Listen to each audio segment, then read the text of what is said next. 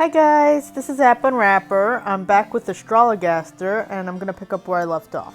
Enjoy!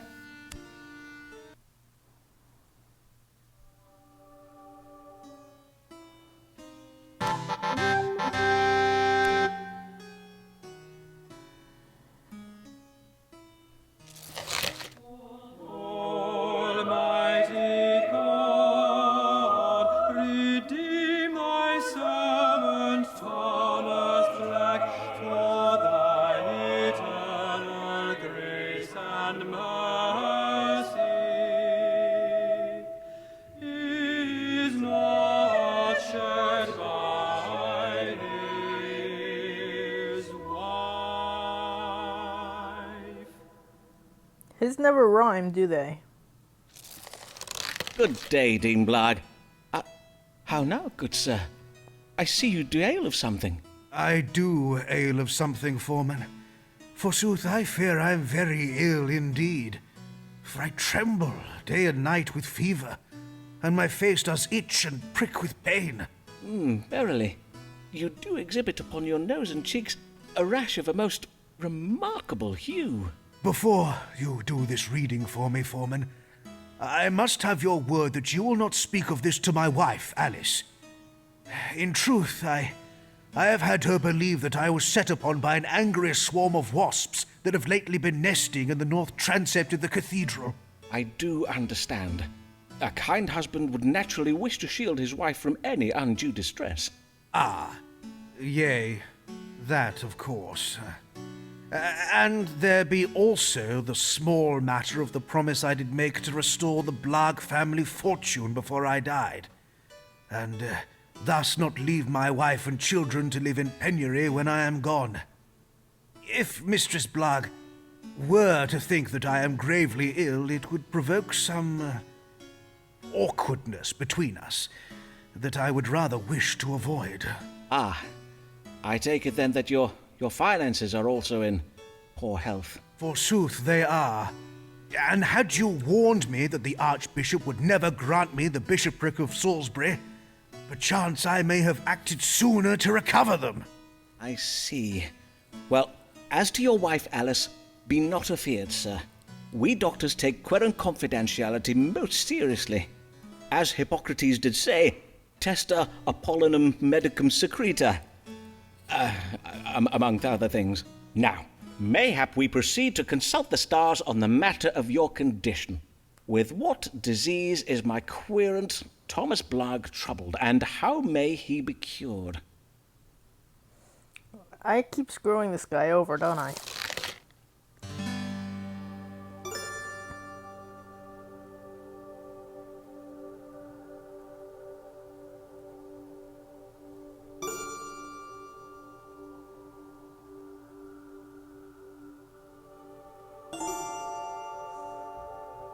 Ouch.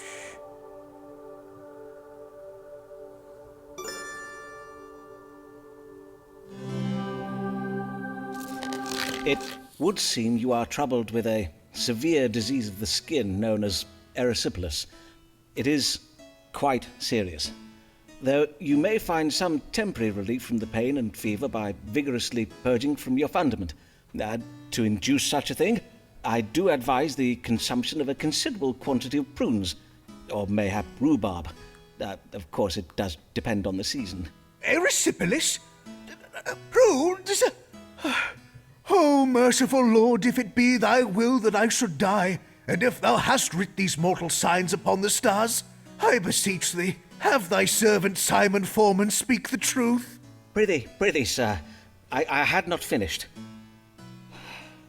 Oh, my dear friend, I will not lie to you. Your condition is quite advanced. In truth, I fear you must prepare for the worst.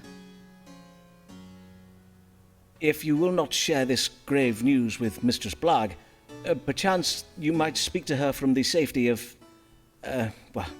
from beyond the grave? That is to say, write her a letter that may be read to her after you're gone. Your loving words, though thus delayed, may provide her comfort in her time of grief and destitution. God bless you for your candour, sir. as well your wisdom and friendship these last years. I will now go and pray upon what you have told me. Oh.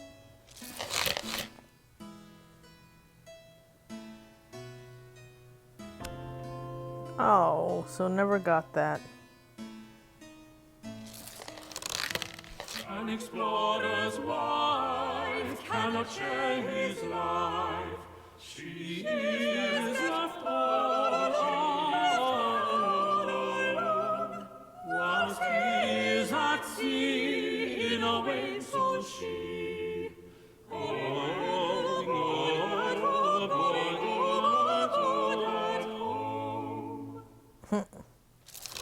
Good day, Mistress Fortescue.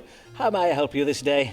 You seem a little out of breath. Aye, 'tis but my bodice. My maidservant did lace it far too tightly. Methinks she is a trifle vexed with me. Indeed, the atmosphere in the Fortescue household is exceeding ill at present. Verily? And why is that? Someone has been stealing food from the larder in the night. This morning, 3 whole swan pies were missing. Each member of the Fortescue household suspects another. And whom do you think is the author of these thefts, madam? Well, I suspect my son Harold, as his fondness for pie is well known. But Harry denies it and has accused our maidservant Gladys. And 'tis true that Gladys has become suspiciously wide about the girth of late. And as for Gladys, well, she is convinced the culprit is our African parrot, Sir Muncelot Grey. But Sir Muncelot has denied the accusation and blames my monkey. Ah, and who does your monkey blame? How now, Dr. Foreman? Be not absurd. Monkeys cannot speak. Ah, yes. Then 'tis fortunate that God can. Speak to us, that is, by way of the stars. Who in the Fortescue household has been sneaking into the larder at night to steal pies?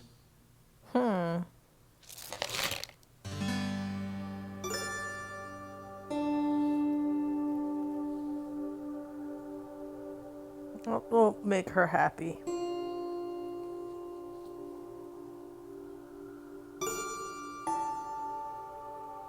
But her bodice is tight, so...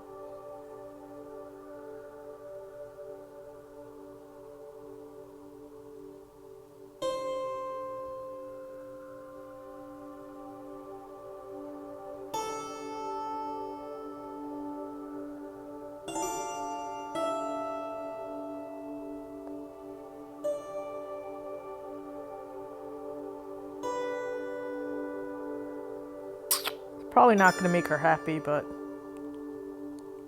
let's say she did it. Madam, I have both good and bad tidings for you from the stars. First, the good tidings. Neither your son, your servants, nor your pets are responsible for the thefts. Excellent. Indeed, that is well to hear. And the bad tidings? Oh, my days. You mean 'tis someone from outside? A burglar has been entering our house during the night to raid our larder. Nay. I am not quite sure how best to put this. The bad tidings are that, according to the stars, the pies are being stolen by you, madam. By me? But do you jest, Dr. Foreman? Doubtless the theft of our pies seems trifling to you, sir. Methinks I shall take my leave now and not importune you any further. Oh no, that backfired. I thought maybe it would work out anyway. But I already have her letter of recommendation, so it's okay. Humphrey Bell to play our leading Jane. You must pay the price of looking thin and nice. Drink all your fear, she's all your guilt and shame, lest you be judged and we accord you blame. Good even, Mr. Bell. What brings you so late this evening, young sir? Have you come from the playhouse? Yea, I'm come from playing a duchess in a special performance of Richard II. You know, that play that makes the Queen look bad. So, Mr. Shakespeare decided to revive his play, did he? I see. I need you to tell me what to do about my pay. Our seamstress told me she heard Mistress Burbage discoursing how John Crisp is getting paid a full shilling for each performance. And you feel this is unfair, I take it? I gather Mr. Crisp's pay is greater than yours. Aye, sir. 'Tis full twice as much coin as they pay me. What I get is barely enough to cover my rent. And my parts are well bigger than his, innit? And you can fathom no reason for this disparity in pay? He is more experienced, perchance. What? I've been on the stage since I was a boy, and John's been playing for less than a year. Nay, sir. Mr. Burbage and them other company sharers are paying me less on account of how I'm doing the lady parts. You mean to say you are being paid less simply because you perform lady roles? Indeed. John only gets them main parts because he's big and tall, but I'm well better than he is. Critics call my Ophelia the most tantalisingly nubile and tragical performance since Henry Condell's Juliet. Ah, yes. Having seen Hamlet, I would have to agree with them there. I must own that I, too, found your Ophelia most comely and alluring. Now, let's see what the stars advise. What can be done about you being paid less than players of masculine roles? Equal pay. Let's see how we're gonna get him equal pay.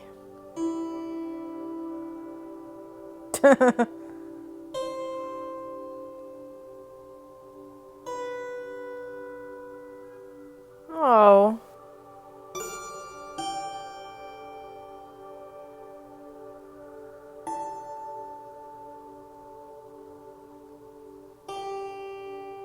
Huh.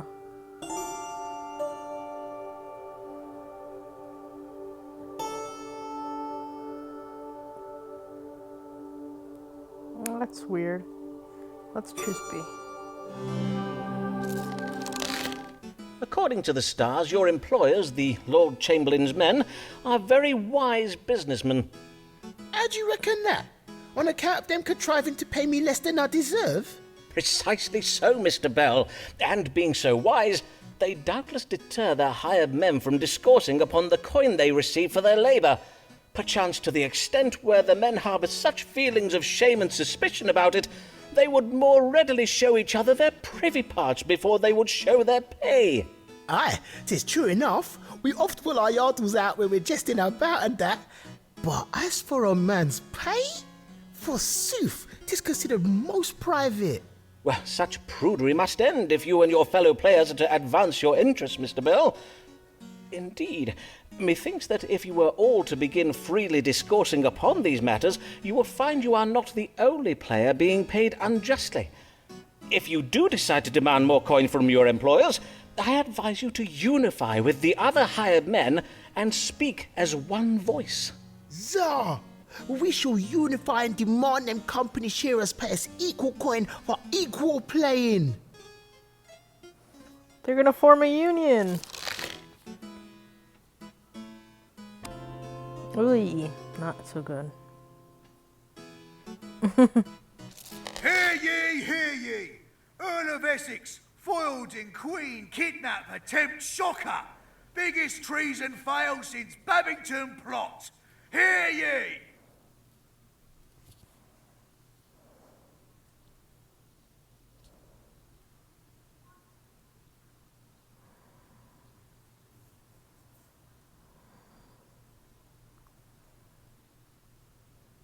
Yeah, I knew I was giving bad advice. I was hoping I'd get to see an English special or whatever it was called. See him executed. Alice Black, she is a wife.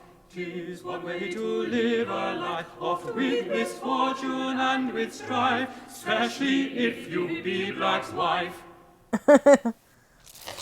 Good day, Mistress Blagg. Pray tell, how did things fare with your gentleman friend, Owen Wood, the Dean of Armagh? Alas, 'tis all over betwixt me and Dean Wood. I did ask him for a small loan, and he was most insulting about it. We have not spoken since. And I think I know why his ardour for me has cooled, for I did lately learn that he has been bedding half the women in the diocese.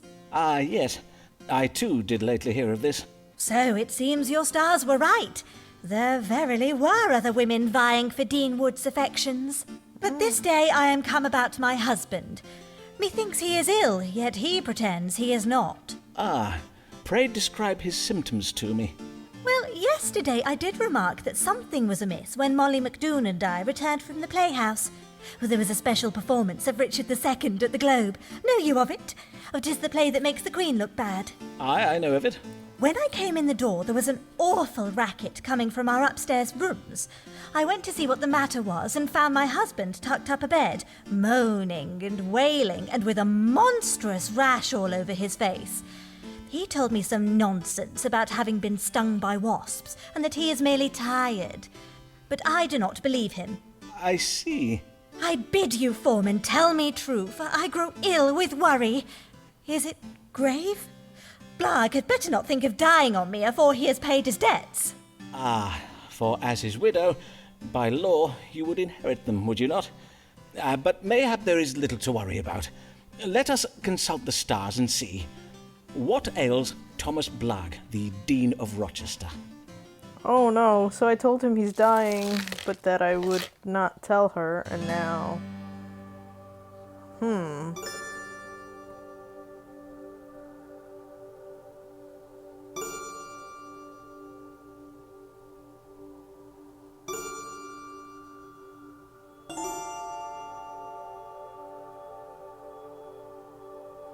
Let me tell her the truth. Alas, I am afeard your husband is ill with a disease known as erysipelas. He is in grave danger. Indeed, his case is advanced and beyond treatment. There is nothing to be done now, but prepare yourself for his death, Mistress Blarg. Madam? Alice? Come, Alice, I will find you a chair. Nay, I must not tarry. I am meeting Mistress McDoon at the Bear for a quiet one. Good day, Foreman. But Alice... That didn't go well.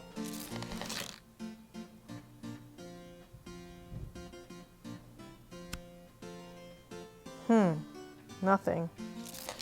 Hear ye, hear ye! Traitor lose his head after losing mind. Earl of Essex gets the chop for treason. Hear ye!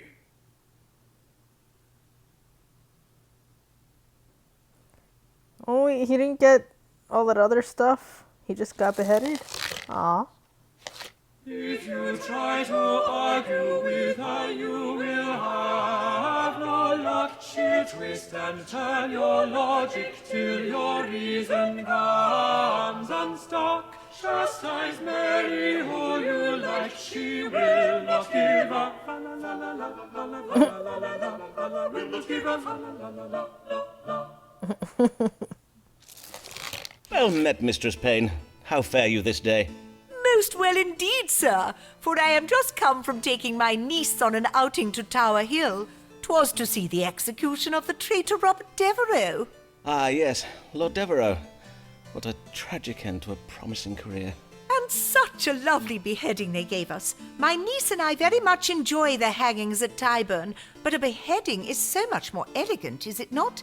Verily, 'tis a better class of execution, I find, and the royal executioner did go down on Devereux with such skill. A single stroke was all it took to give us the traitor's head.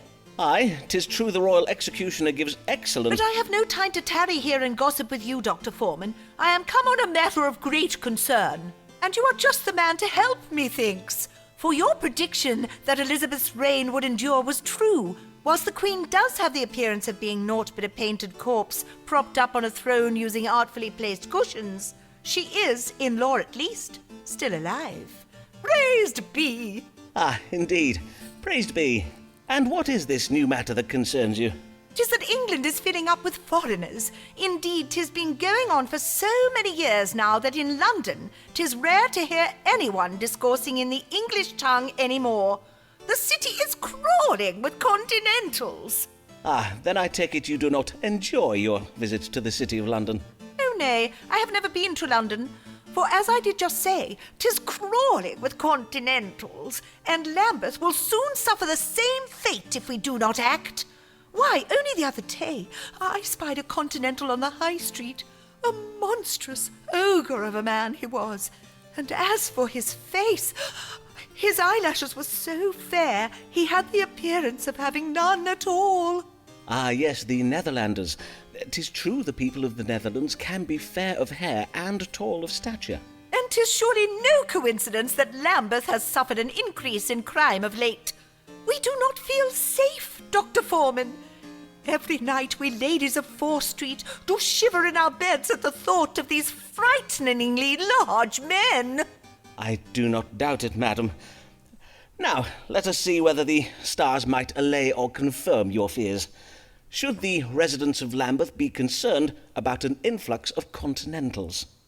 There should be a joke somewhere of a continental breakfast.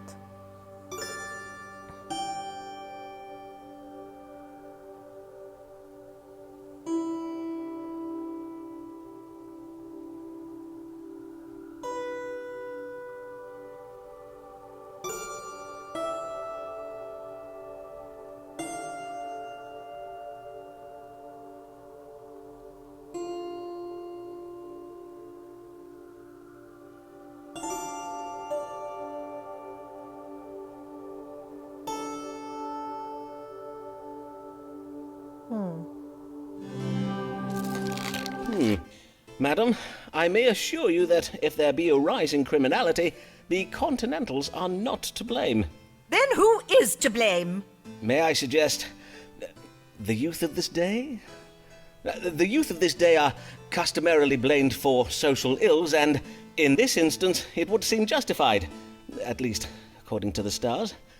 As for the Continentals, it appears that elements of their culture and expertise may one day serve to enrich ours. Consider, for example, the additional dining options they have brought with them to England. Indeed, do we English not tire of our dreary custards and dull mutton roasts? Well, in truth, I am a little partial to their... What are those puffy pancake things with the crisscrosses on them? Waffles, I believe. Aye, I will own I am partial to those Netherlander waffles. But pish, Dr. Foreman, you learned men and fancy folk may discourse all you like about having your dinner tables enlivened with foreign cookery, but who is it that suffers when desperate Continentals go a-robbing our houses and a-troubling our women? 'Tis us ordinary folk, 'tis who. I will have my husband write to Lambeth Palace and tell the Archbishop we will have no more of these Continentals in Lambeth. Blessed day, Dr. Foreman. Oh no, I angered her. I kind of saw that coming. Oh no. Hear ye, hear ye! Dean of Rochester Cathedral dies. New Dean pledges to refurnish empty cathedral. Hear ye! Oh, I'm still not sure whether my choices make things happen or just help predict them. There's a lot going on in this game, and I'm not sure how much of a hand I have in it. Humphrey Bell, as is his own reward, for it is not enough to be by facts alone. For you, we sigh, we weep, we drool and swoon when we see you entering the room. Hold on a second. So we still have 1, 2, 3, 4, 5, 6, 7 people in progress. Okay. Good day, Mr. Bell, and well met. I recall you were hoping for a pay rise. How did that go? Well, I got a pay rise, innit? I took your advice about banding together with the other hired men and gabbing about how much coin we was getting. Turns out, another one of the lads weren't getting paid enough for his lady parts neither. So, we all refused to do our rehearsals until the boss man fixed it. Well done, Mr. Bell. I must say I am most proud of you.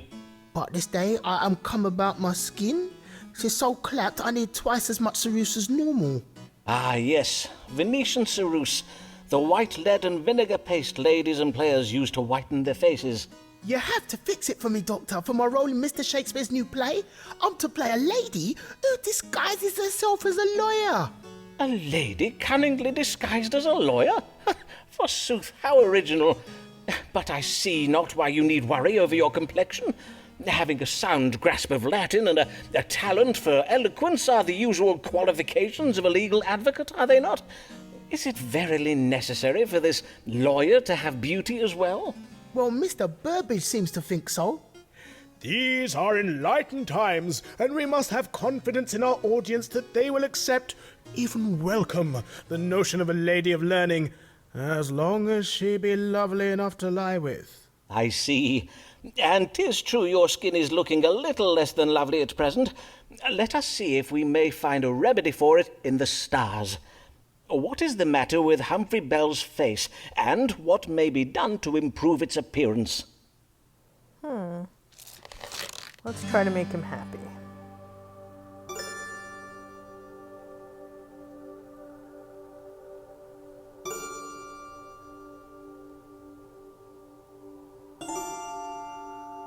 Oh no. Let's go with this. The stars indicate that your skin troubles are occasioned by the ceruse paste you're applying to your face. The lead it contains is causing your scabs and, if I am not mistaken, some thinning in your hair. But these are merely indications of a greater trouble it is causing, a distemperature of the liver. You must no longer apply lead to your face, Mr. Bell. What you mean, like, 'tis poisonous or something? Oh, nay, lead is not poisonous. You merely seem to have a sensitivity to it, is all. I will write you up a prescription to take to an apothecary. He will concoct you a paste from alum, tin ash, and sulphur as a replacement for the ceruse you have been using. And to hide the damage to your skin, you might apply the white of a raw egg to your face. 'Twill act as a kind of glaze over your complexion. So all this will fix my face, yeah? Zah! I thank you kindly, Dr. Foreman. Raw egg. Oi, he's gonna have quite a face.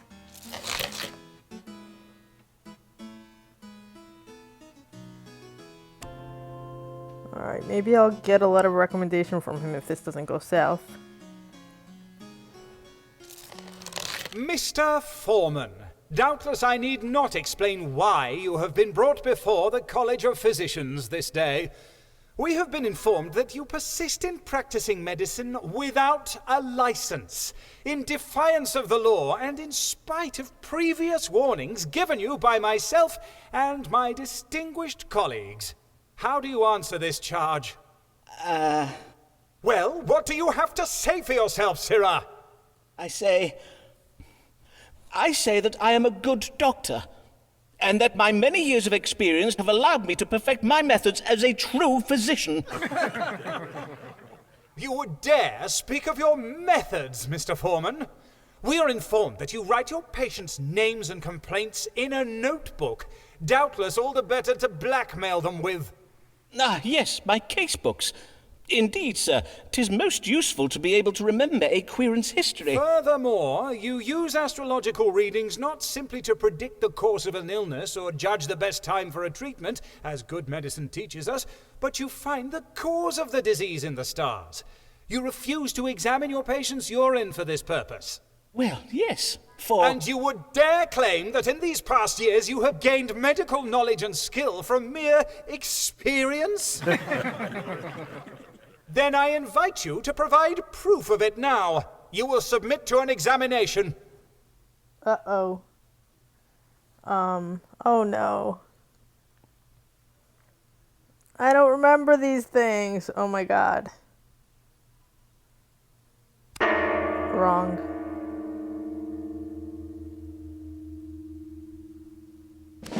Oh, one right. Oh my god.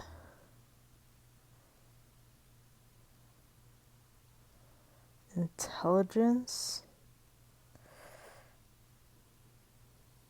No.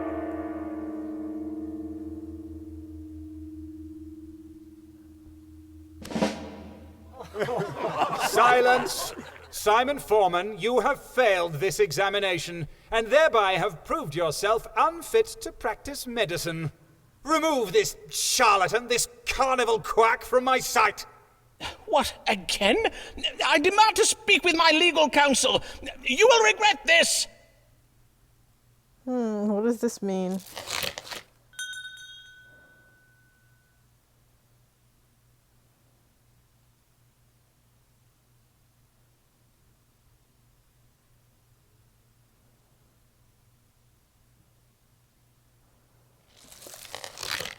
Alice Black has suffered woe.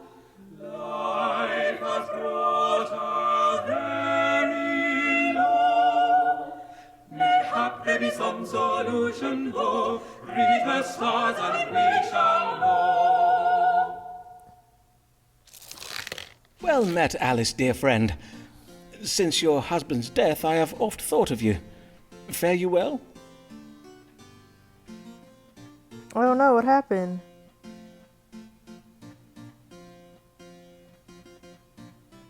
I don't know what happened.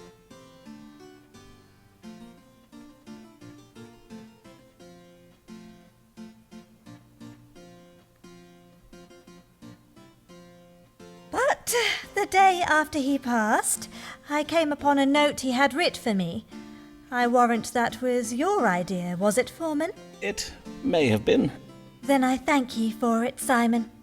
It was a comfort to be left something to remember him by, even if it be the only thing he did leave me.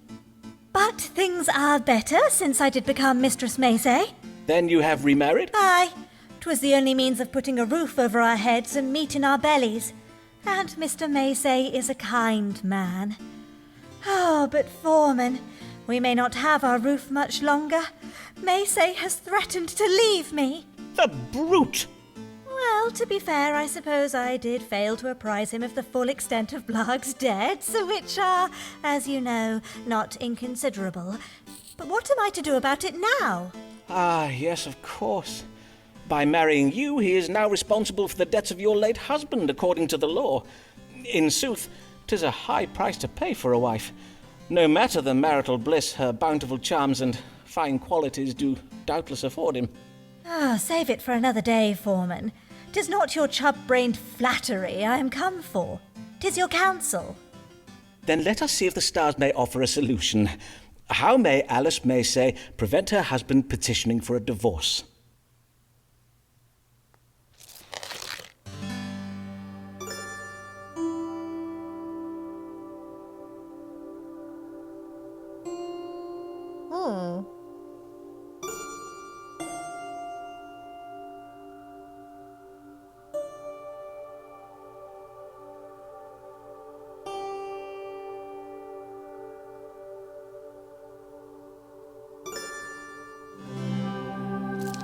Alas, you have little hope of calming your new husband's feelings about your late husband's debts. But the stars suggest that your family might go abroad, and thus put yourself out of the reach of Blag's creditors. You must do this without delay. Go abroad? You mean where foreigners live? Aye. My chart also suggests that you find some creative solution to ensure your husband's cooperation in such a project. Has he ever expressed an interest in the New World colonies? Or perchance you might suggest an extended tour of Roman antiquities? Nay, but I will put my mind to it. But if we do go abroad, this is doubtless the last time I shall ever see you, Foreman. Oh.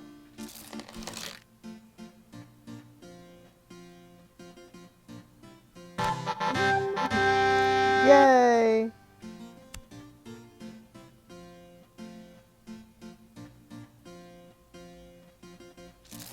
Hear ye, hear ye. Nation mourns death of beloved Queen. King James of Scotland tipped to succeed to the English throne. Hear ye.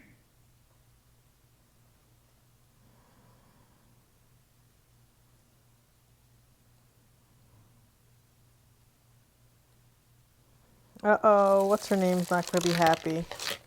Countrymen, you must not take so ill, for though your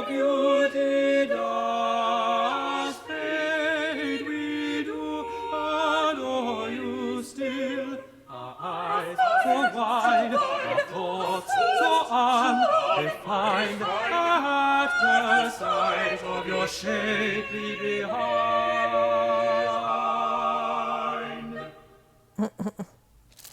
Good day, Mr. Bell. Oh, I must congratulate you on your performance of the comely lady lawyer in The Merchant of Venice. And methinks your skin is much improved. 'Tis verily glowing. Aye, Dr. Foreman. Changing my lead paste for sulphur worked very well. Mistress Burbage says I now look a picture of beauty. Did she now? Forsooth, 'tis well to hear the troubles with your skin are resolved. Now, what is it you come for this day? Mr. Shakespeare has written a new play, and I need to look younger if I'm to get a good part in it. 'Tis about an ancient Roman general called Titus Andronicus. I wish to play the role of his comely mother, the Lady Tamara. You need to look younger in order to play a man's mother, you say. But according to my casebook, why, sir, you are not yet 25 years of age. Aye, sir, indeed. 'Tis but the business of playing, though, innit? At least, according to Mr. Burbage. He was well vexed when I pointed out how the man played Titus is near as old as I am. If the stage is not to your liking, Mr. Bell, I invite you to seek employment elsewhere. All right, then. Let us see what the stars advise. What can be done to make my querent Humphrey Bell appear younger?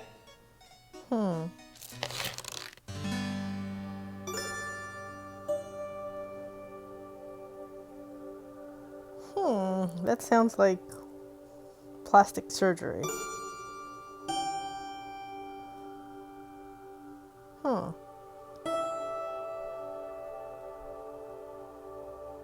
no, cruelty. That sounds like hurting animals.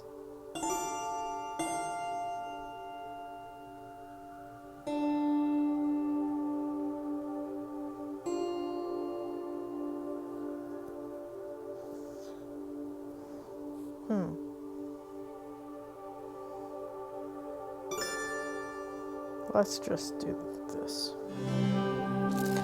My chart suggests if you were to undergo some manner of transformation, it might help you recapture your youthful allure. Like, what kind of transformation? Well, you might consider changing over your appearance.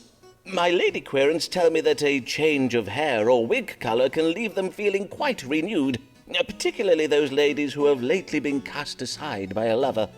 You saying I just changed my hair and bish bash bush a little younger? Apparently so.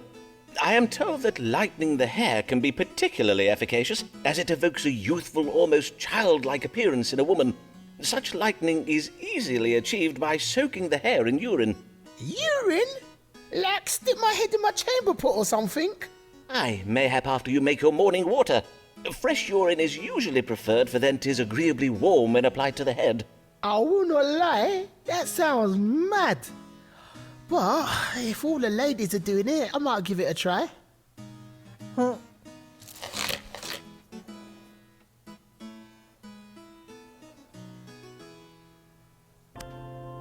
almost there.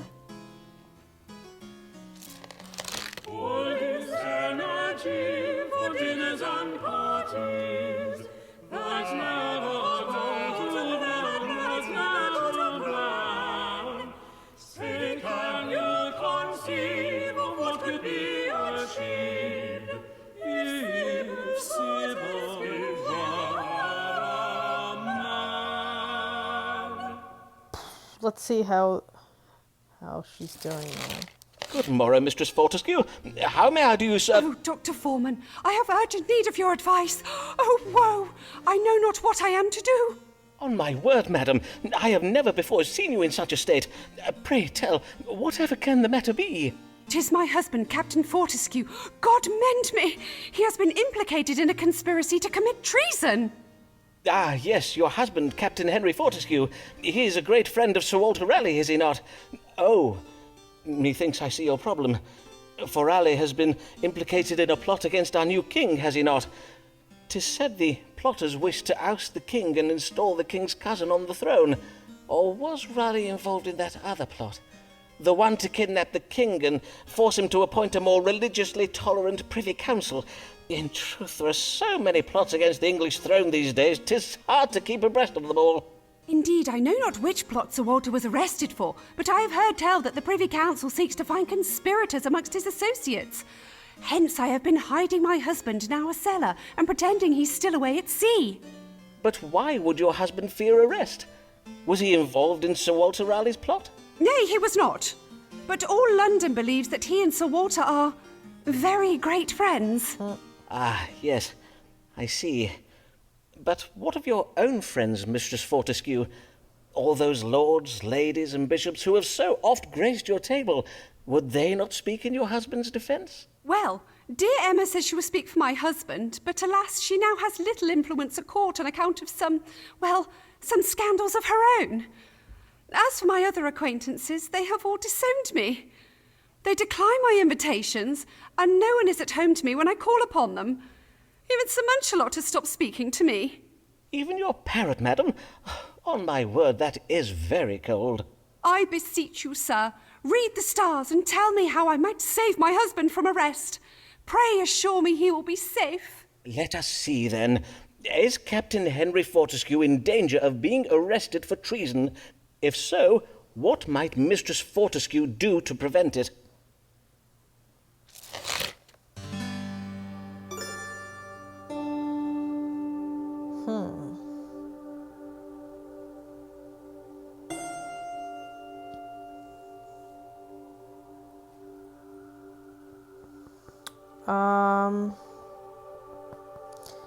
Game just froze up, so I'm gonna take a break here and I'll pick up here in the next video. I don't know what happened. This hasn't happened until now. So anyway, that's Astrologaster. Check it out. If you enjoyed this, please subscribe to my channel. Thanks. Bye-bye.